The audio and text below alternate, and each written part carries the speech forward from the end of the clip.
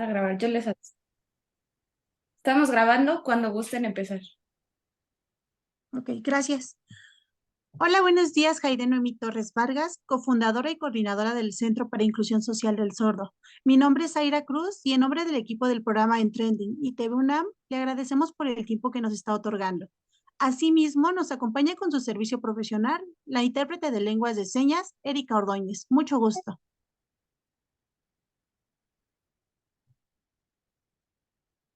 Gracias por la invitación. A continuación, ya podemos iniciar con la entrevista. Sí, de acuerdo, con gusto.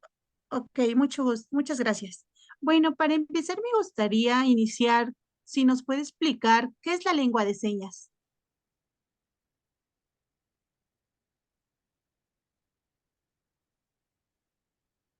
Claro, en México se llama a nuestra lengua lengua de señas mexicana. Ajá. LSM, por sus abreviaturas, y es una lengua en la que en México pues se reconoce oficialmente, está reconocida en un sustento, en una ley, en específico en la Ley General para la Inclusión de Personas con Discapacidad, y reconoce esta lengua como una lengua nacional, una de tantas lenguas nacionales. Para nosotros, como personas sordas, la lengua de señas mexicana nos permite acceder a nuestros derechos y para nosotros es, pues, algo muy importante, algo muy valioso que esté reconocida. La lengua de señas mexicana no solamente es comunicarse a través de las manos, también es importante otras características que la componen. Es una lengua visual, es una lengua que hace uso del espacio y tiene una estructura y una gramática diferente a la del español, aunque tienen el mismo valor. Y el mismo valor que también tienen otras lenguas, ¿no? Otras lenguas extranjeras como el alemán, el francés, el inglés. Es una lengua que tiene características muy específicas, ¿no? Te permite expresar cualquier tema, ¿no? Hablar de cualquier tema, porque hay ideas, ¿no? De que es una lengua, pues, muy breve, ¿no? Solamente hace uso de gestos, y no, tiene una estructura gramatical propia, es muy rica, es muy compleja como cualquier otra lengua, y hay incluso investigaciones lingüísticas pues que se han llevado a profundidad y la comparan, ¿no? Con otras lenguas que también tienen mucho valor. Como usted ya nos ha mencionado, en México se conoce como la LSM. Esto quiere decir que hay más tipos de lengua, perdón. ¿Nos puede mencionar cuántos tipos de lengua de señas existen?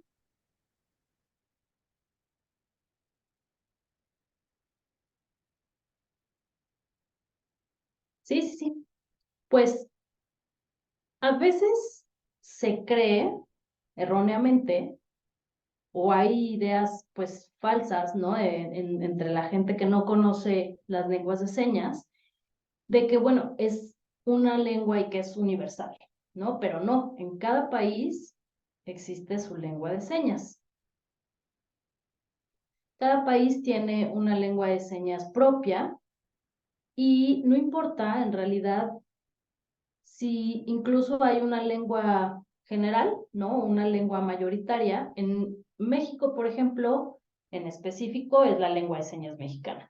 Pero aún con países hispanohablantes, aunque todos hablemos español, las lenguas de señas son diferentes. Por ejemplo, la lengua de señas argentina o las libras, ¿no? La lengua de señas brasileña. Entonces, aunque de forma oral sean similares, ¿no? Y se comuniquen en español, en estos países hay lenguas de señas diferentes. A nivel mundial existen más de 300 lenguas de señas. Agradezco mucho su respuesta. De igual forma, anteriormente nos mencionó que existe una gramática para la lengua de señas. ¿Nos puede mencionar cuál es la gramática y cómo se enseña, por favor?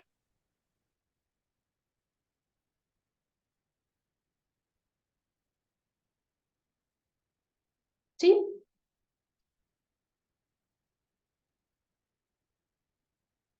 hay cursos para que las personas puedan aprender a un nivel muy básico, aunque en ocasiones estos cursos dan solamente listas de palabras, ¿no? Listas de señas. Y esto no es lo ideal. Lo ideal es conocer la lengua a una forma en la que de inmediato te puedas empezar a comunicar. Entonces, hay muchos cursos, pero lo ideal es que las personas que den estos cursos de lengua de señas sean personas sordas. Eso debería de ser lo ideal, porque nosotros somos hablantes nativos de esa lengua, es nuestra lengua natural. Entonces, lo ideal es que en estos cursos, quien dé esta instrucción sean personas sordas.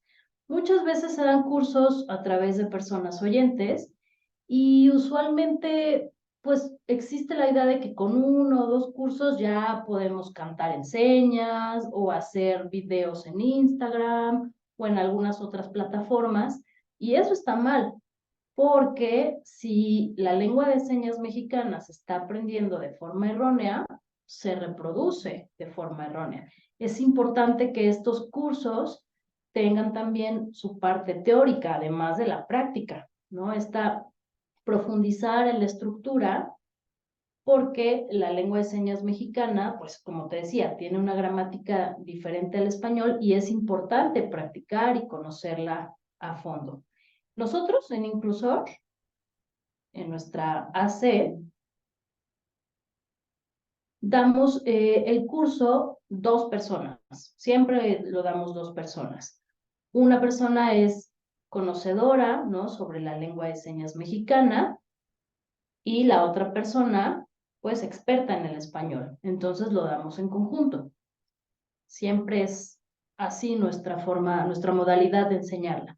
Y usualmente lo hacemos de forma presencial para que podamos ver el avance de este aprendizaje. Para concluir, le gustaría mencionarnos cuál es la importancia que tiene enseñar y aprender la lengua de señas.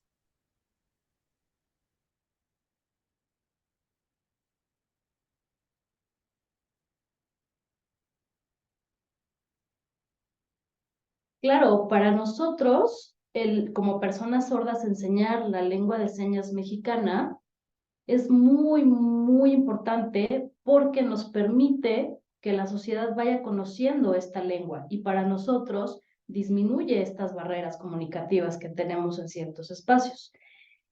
En instancias de gobierno, en diferentes espacios, pues tendríamos más acceso, ¿no?, a través de nuestra forma de comunicación.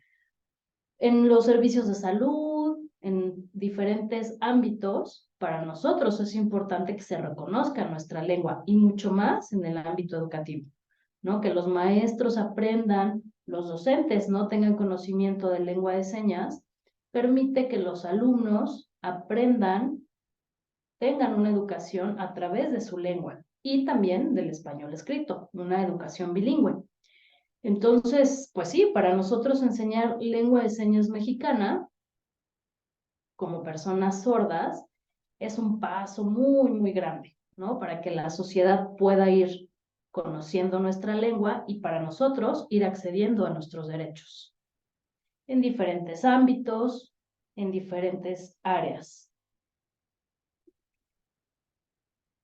Entonces, para nosotros, el tener estos pasos nos permite irnos desarrollando en diferentes aspectos.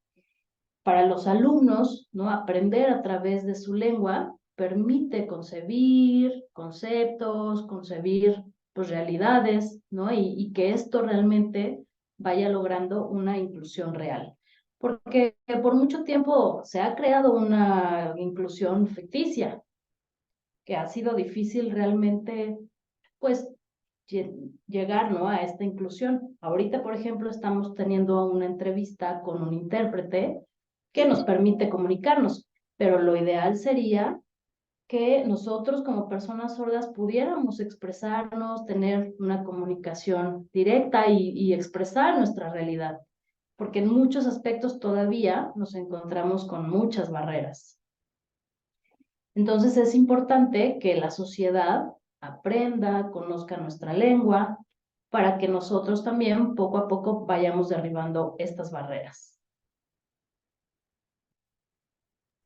Muchas gracias, estoy en acuerdo con usted. Le agradezco mucho la atención que nos ha dado.